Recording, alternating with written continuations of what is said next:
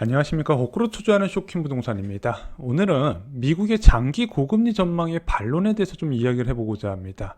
생각보다 너무 많은 분들이 걱정을 하고 계시다는 부분이죠. 오늘 정말 중요한 이야기 드리고자 합니다. 영상 시작 전에 구독으로 부자 되시기 바랍니다. 제가 구독자분들께 질문을 받으면서 느낀 게 있는데, 미국의 장기 고금리 정책으로 집값이 대세 하락할 것이란 우려를 굉장히 많이 하셨습니다. 그래서 쇼킹 부동산 말대로 2023년부터 2024년 초에 내 집 마련을 하는 게 맞냐, 너무 빠른 거 아니냐, 이런 걱정을 많이 들었다는 부분이죠.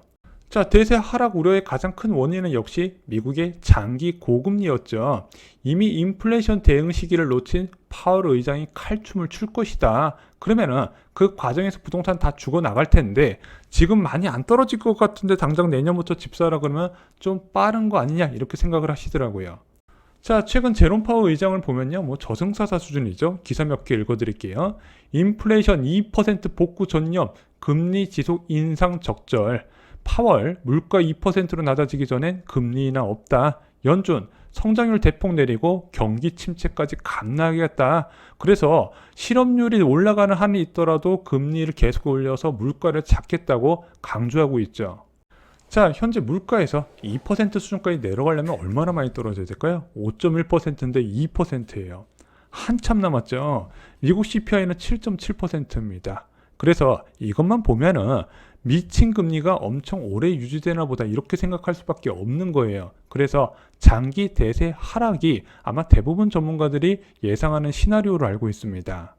자, 한국도요, 이런 미국의 고금리 정책에 영향을 안 받을 수는 없죠. 이철명 총재가 오죽하면은 정부로부터 독립적이지만 연준으로부터 아니라고 이야기했어요. 그럼 이런 제약적인 수준의 장기금리 유지는 솔직히 제 구독자분들이 우려하신 대로 부동산 시장의 사형 선고는 맞다는 부분이죠.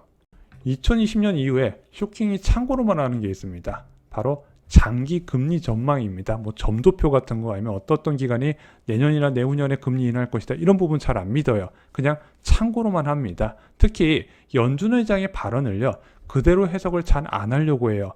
연준 의장이 갖고 있는 생각에, 마음속 생각에 대해서 읽으려고 한다는 부분이죠. 자, 여러분들 중립금리라고 아시나요?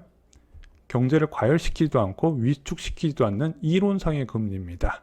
중립금리 수준보다 높으면 일반적으로 긴축 통화정책이라고 부르고, 중립금리 수준보다 낮으면 확대 통화정책이라고 부르죠.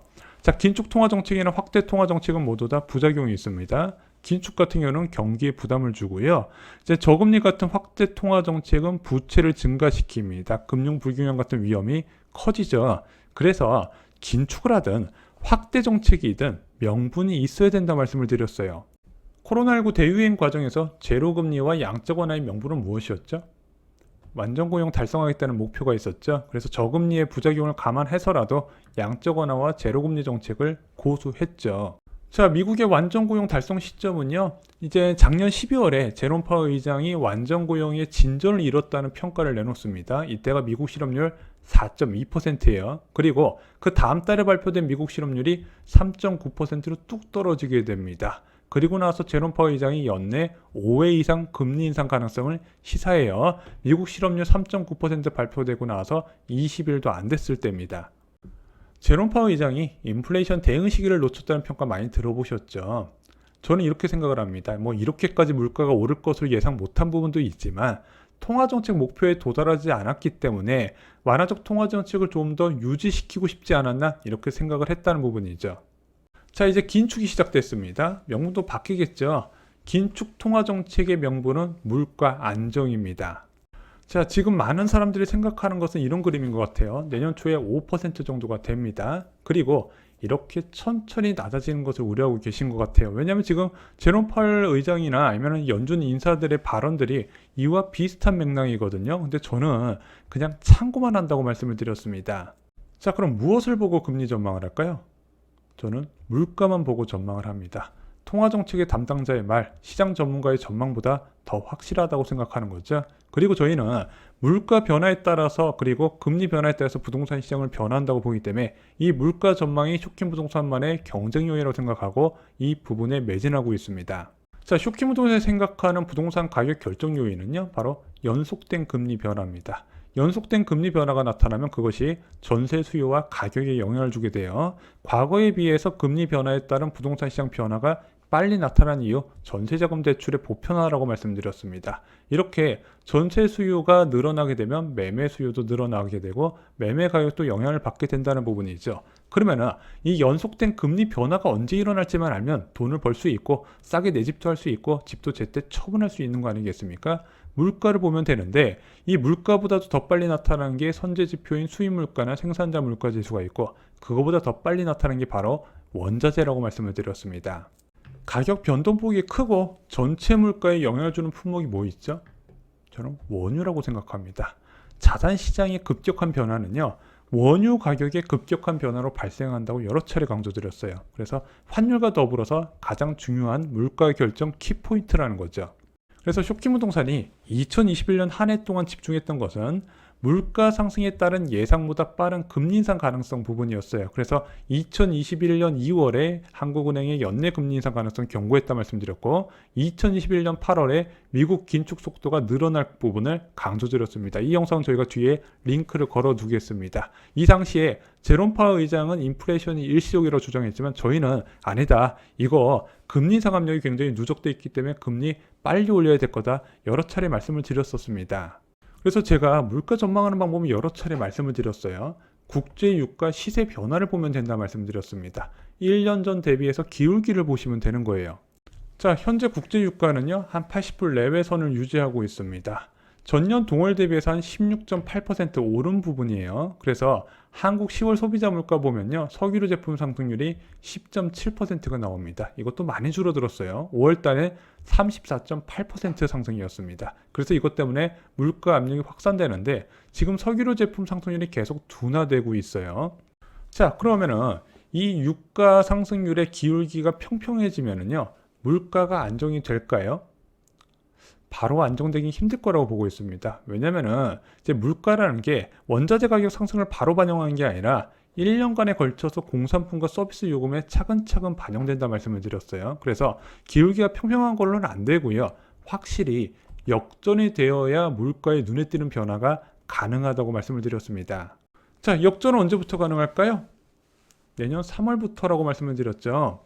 내년 3월에 국제 유가가 85불만 되어도요, 이제 유가 변동률이 전년 동월 대비 30%를 넘어버려요. 그러니까 이렇게 한번 역배열이 돼버리면은 1년 동안 공산품과 서비스 요금 등에 지속적으로 반영이 되기 시작한다는 거죠. 그래서 자산 시장은요, 이런 식으로 국제 유가가 1년 전 대비 급격히 올라갔을 때, 1년 전 대비 급격히 낮아졌을 때 변화를 체크하시면요, 항상 좋은 기회를 잡을 수 있다고 생각을 합니다. 자, 그럼 이제 연준의 긴축 목표 다시 생각해 볼게요. 물가 2% 달성이죠. 근데 아까 긴축은요, 부작용이 있다 말씀드렸어요. 경기에 부담을 준다. 그러면은 현재도 낮아지고 있지만 내년 3월 이후에 급격히 금리 물가가 낮아지게 된다면 이 긴축 정책을 몇 년간 유지할 수 있을까? 저는 이것이 사람들의 공포만큼 뭐 2년, 3년, 4년 이렇게 가는 고금리는 아닐 거라고 본다는 거죠. 자, 그리고 물가가 2% 될 때까지 계속 고금리 유지한다고 생각하시는 분이 많은데 저는 그렇게 보지는 않고 있습니다. 얼마 전에 제임스 블러드 세인트루이스 연원 총재가 11월 18일 날 이렇게 밝혔죠. 시장에서 물가 하락 기대가 큰 것을 알고 있다. 하지만 더 지켜봐야 된다. 현재 물가가 떨어지고 있는, 의미 있게 떨어진다는 건 알고 있어요. 하지만 시간이 더 확인할 필요가 있다는 거죠. 그동안 너무 많이 틀려서. 근데 진짜 시장의 기대대로 인플레이션이 예상보다 빠르게 하락하면 금리 범위가 낮아질 수 있다는 거예요. 5%에서 더 낮아진다. 제가 볼 때 이 7%는요, 뻥카로 보여요. 이 5%에서 낮아질 수 있다는 신호를 지난 11월 18일 날 준 겁니다. 그러면 이게 예상보다 빠르게 낮아지게 되면 언제쯤 낮아질 것인가? 2024년은 아닐 것 같다 말씀드렸죠. 자, 추가 의견도 좀 첨부를 드릴게요. 레피얼 보스틱 애틀란타 연방은행 총재가 11월 21일 날 이렇게 이야기했습니다. 물가 상승률의 목표치인 2%로 내려오는 궤도를 유지할 때까지 금리를 조기 인하하지 않고 최종적인 금리 수준을 장기간 유지할 필요가 있다고 봤다. 이거 보면 좀 무서운데요. 내면을 잘 들여다보면은 2%로 내려오는 궤도잖아요. 2%대까지 안 내린 게 아니라 지금 뭐 PC 기준으로 5.1%면 이게 차근차근 계속해서 내려오는 궤도를 유지하면 낮추겠다는 뜻이에요.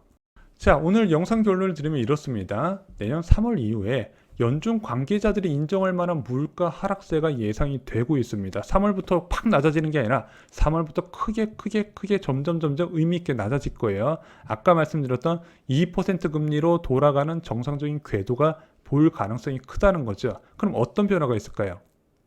아까 긴축은요, 경기에 부담을 준다 그랬잖아요. 경기에 부담 주는 걸 싫어하는 FOMC 멤버들도 있다는 부분이죠. 이때부터 비둘기파의 입김이 강해진다는 겁니다. 그런 입김이 강해지는 게 어떻게 나타난다? 환율 안정 등의 금융시장에서 반영이 된다는 거죠. 그리고 저는 개인적으로 2024년이 아니라 2023년 금리 인하 가능하고 하다고 제가 지난 영상에서도 말씀을 드렸습니다. 또 하나 더 붙이면은 한 번 낮추기 시작하면 속도도 빠를 거라는 부분이죠.